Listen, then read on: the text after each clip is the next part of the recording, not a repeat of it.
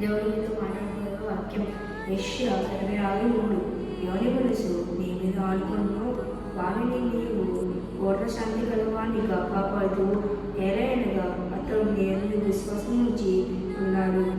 దేవుని యందు నువ్వు విశ్వాసం ఉంచు. మన ప్రతి బాధలందు, ప్రతి కష్టములందు, మన సమస్యలందు మనసు నిలిపితే ఆందోళన పడకూడదు, దిగులు పడకూడదు. విశ్వాసంతో మనము దేవుని యందు మనసు నిలపాలి. మన కష్టంలో నుండి, బాధల్లో నుండి, సమస్యల్లో నుండి దేవుడు మనకి శాంతి నెమ్మది అనుగ్రహిస్తాడు. ఈ చిన్న వాక్యం దేవుడు దీవించుకున్నాడు. ఆమేన్.